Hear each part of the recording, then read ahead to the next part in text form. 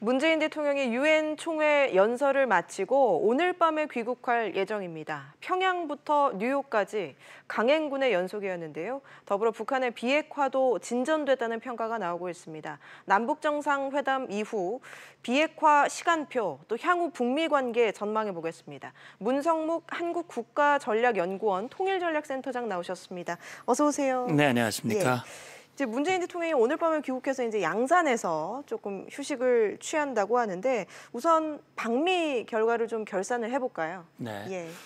아마 대통령께서 좀 휴식을 좀 취하셔야 될 것 같아요. 예. 지난 18일부터죠. 거의 열흘 가까이 정말 강행군을 하셨습니다. 문 대통령이 평양 가는 발걸음이 그렇게 가볍진 않았던 것 같습니다. 예.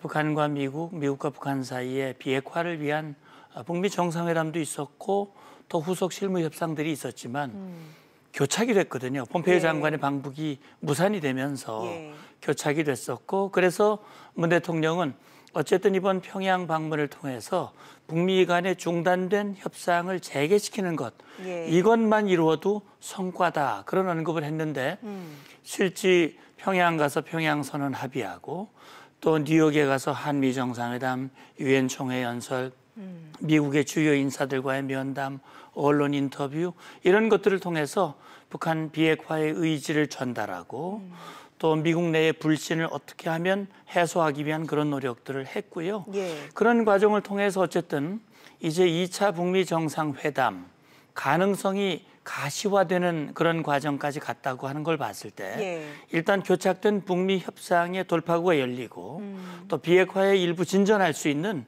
그런 여건이 마련됐다고 하는 점에서 예. 대통령이 기대하는 이상의 성과가 나타나지 않았을까 하는 생각이 드는데 예. 이제 최종 성과는 좀 더 지켜봐야 되겠죠. 협상가로서의 역할 좀 어느 정도 성공적이었다라고 보시는 건가요? 그렇죠. 결국 문 대통령은 한반도 문제는 우리가 운전자, 우리의 문제다. 그런 얘기를 했고 또 한반도 핵 문제라든지 여러 가지 평화와 관련된 문제는 우리의 문제인 동시에 국제사회와 연관된 문제이기 때문에 예. 중재자로서 또는 평화 촉진자로서의 역할을 하겠다 이런 언급을 그동안 해왔고 실제 그런 역할을 했는데 예. 이번에도 그런 역할을 충실히 하려고 애를 썼다. 이런 생각이 듭니다. 예.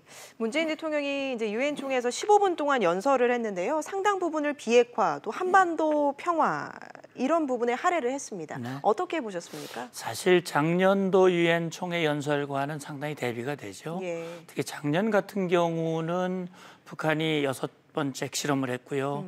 또 수많은 미사일 발사를 했고 한반도에 언제 군사적 충돌이 있을지 굉장히 긴장이 고조되는 국면이었고 특히 트럼프 대통령의 연설을 보면 미국과 동맹국이 공격을 받는다면 북한을 완전히 파괴하는 것 외에는 다른 방법이 없다. 예. 그런 연설을 할 정도였거든요. 그래서 문재인 대통령도 북한의 변화를 촉구하는 연설이었는데 금년 같은 경우는 말씀하신 대로 연설의 대부분을 이제 김정은 위원장이 완전히 다른 선택을 했고 예. 비핵화 의지가 분명하다.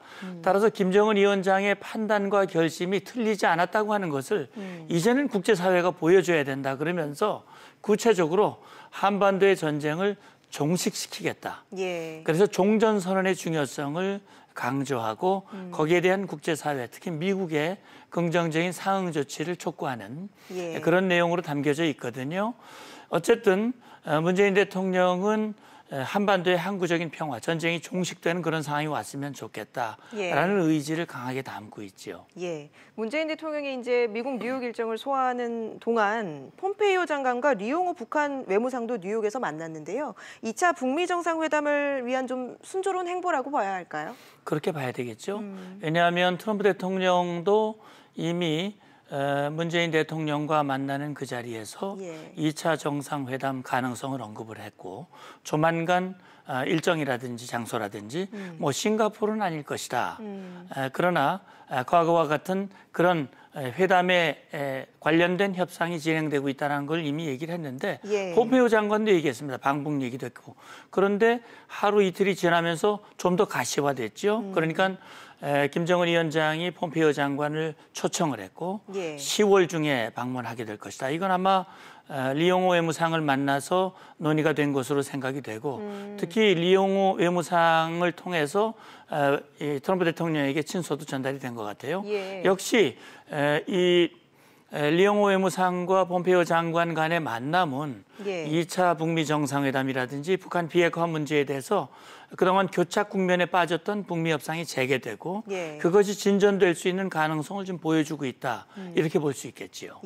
말씀하신 그 친서에 대해서 트럼프가 특별한 편지다, 뭐 예술 작품이다 이렇게 반응을 내놓은 거 봐서는 상당히 좀 만족스러운 내용이 담겼나 봅니다. 그런 것 같습니다.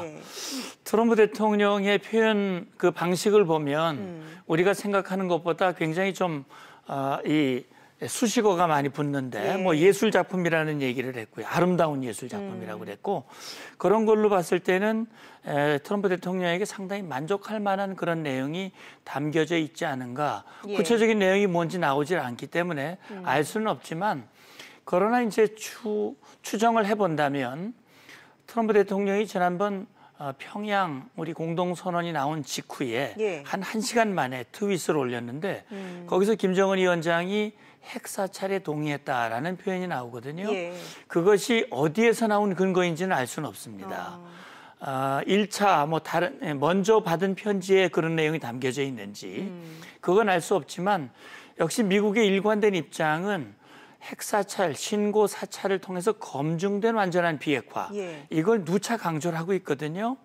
그런 점에서 봤을 때 김정은 위원장이 그동안 신고라든지 사찰이라든지 검증에 대해서는 굉장히 부정적인 반응을 보였었는데 트럼프 대통령이 이런 표현까지 한 것으로 봤을 때는 혹시 그런 의지가 담겨져 있는 것이 아닌가. 왜냐하면 문재인 대통령도 김정은 위원장과 만남을 통해서 김 위원장의 비핵화 의지가 분명하고 그걸 거듭거듭 확인을 했고 트럼프 대통령에 대한 깊은 신뢰가 있기 때문에 트럼프 대통령을 빨리 만나서 완전한 비핵화를 조기에 종결짓고 경제 발전에 매진하고 싶다 이런 얘기를 했다고 그러는데 그것이 트럼프 대통령이 보낸 친서에 확인이 됐고 그것이 행동으로 보여줄 수 있는 가능성이 보여졌다. 만약에 그렇다면 아마 트럼프 대통령으로서는 만족할 내용이 아니었을까라는 생각도 듭니다. 그런데 트럼프 대통령이 비핵화에 대해서 좀 뭐라고 할까요? 느긋한 반응을 보였습니다. 2년이고 3년이고 뭐 시간에 얽매이지 않겠다 이런 얘기를 했는데요. 입장을 좀 선회한 이유가 뭘까요? 선회했다기보다는 문재인 대통령과 회담을 통해서도 그런 언급이 좀 있었습니다. 김정은 위원장을 조만간 만나겠지만 그렇게 서두르거나 성급하지 않겠다.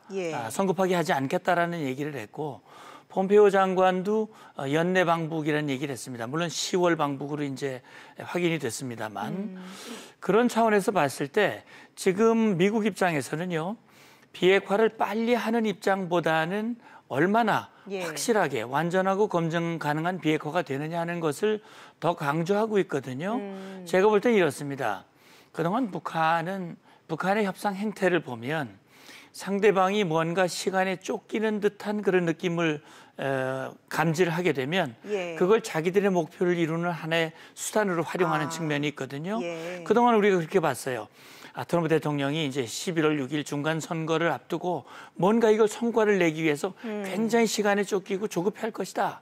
그렇다면 김정은 위원장으로서는 이걸 최대한 활용을 해서 미국의 양보를 얻어낼 수 있겠다라는 생각을 가질 수 있는데 지금 이렇게 2년이고 3년이고 느긋하게 나는 서두르지 않겠다.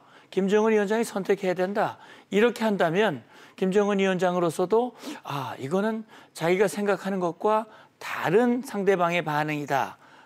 어떻게 보면 오히려 느긋하게 북한의 선택을 유도하겠다. 다시 말하면 검증 가능한 비핵화가 이루어질 때까지는 확고한 대북 제재를 유지한다. 이제 김정은 위원장이 선택해라. 아마 그런 의지를 담고 있지 않을까 하는 생각도 해봅니다. 중간 선거 말씀도 하셨지만 그 트럼프 대통령이 중간 선거 이전에 뭔가 성과를 내기 위해서 2차 북미 회담도 열 것이다. 이런 얘기가 나왔었는데요. 그 북미 회담 이제 시간과 좀 장소 좀 어떻게 전망하고 계십니까? 그러니까요. 이제 가능성은 11월 6일 이전에 하느냐 아니면 그 이후에 하느냐 둘 중에 하나일 겁니다. 일반적으로 생각할 때는 트럼프 대통령이 중간 선거에 호재로 활용할 수 있는 가능성, 그런 확신이 있다면 무리해서라도 그 전에 하겠지만 예. 만약에 그런 확신이 없다면 사실 물리적으로 보면 시간이 이렇게 많지 않거든요. 예. 한 달 정도밖에 없습니다. 예. 그럼 폼페이오 장관이 방북을 하고 거기서 뭔가 확인하고 돌아와서 여러 가지 정상회담을 하기에는 물리적으로 부족할 가능성도 있기 때문에 예. 그 이후가 될 가능성도 배제할 수는 없습니다. 예. 그런 점에서 봤을 때는 시간적으로는 그렇고 장소는 여러 가지가 나오고 있잖아요. 예. 워싱턴이냐, 평양이냐, 서울이냐, 판문점이냐, 아니면 제3의 장소냐. 지금으로선 분명치 않은데 어쨌든 가시적인 성과를 낼 수 있다면 트럼프 대통령이 평양에 갈 수도 있고 판문점에 올 수도 있다고 봅니다. 아니면 예. 김정은 위원장이 2차 방북이 예정이 우리 서울 예. 방문이 예정이 돼 있으니까 예. 만약에 분명한 성과를 낼 수 있다면 김정은 위원장의 방한 서울 방문에 맞춰서 예. 북미 정상회담 또는 남북미 정상회담을 통해서 비핵화 문제와 종전선언 이런 것들이 함께 될 가능성도 있는데 역시 이 모든 것은 김정은 위원장의 선택에 달려있다. 저는 그렇게 생각을 합니다. 알겠습니다. 오늘 말씀은 여기까지 들어야 될 것 같습니다. 문성묵 한국국가전략연구원 통일전략센터장이었습니다. 말씀 고맙습니다. 감사합니다.